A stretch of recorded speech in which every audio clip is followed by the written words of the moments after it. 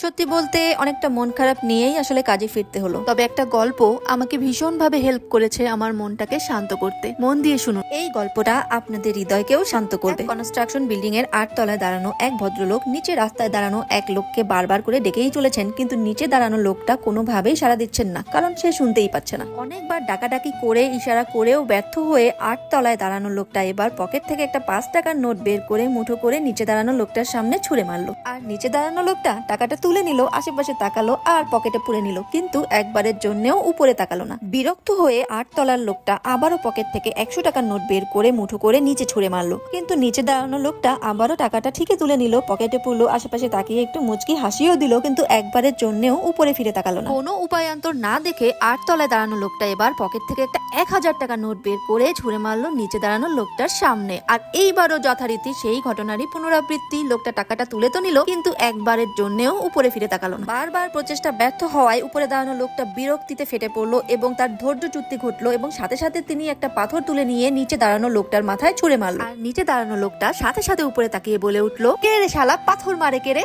গল্পের এই পার্টটা অনেক মজার হলেও এই গল্পটা কিন্তু গভীর একটা অর্থ বহন করে। উপরওয়ালা আমাদেরকে প্রতিনিয়ত ছোট ছোট সুখ, স্বাচ্ছন্দ্য, আনন্দ, সুযোগ, সম্ভাবনা এবং সৌভাগ্য দিয়েই যাচ্ছেন। আমরা তার দেয়া সকল ভালো জিনিস সাদরে গ্রহণ করি, কিন্তু একবারের জন্যও উপরে তাকিয়ে তার প্রতি কৃতজ্ঞতা প্রকাশ করি না, দুই হাত তুলে বলি না, হে উপরওয়ালা তোমাকে শুকরিয়া। কিন্তু যখনই আমাদের উপরে কোনো দুঃখ দুর্দশা এসে পড়ে, সাথে সাথে আমরা উপরওয়ালাকে অভিযোগ করতে শুরু করে দিই, হে উপরওয়ালা আমার সাথে এমনটা কেন করলে?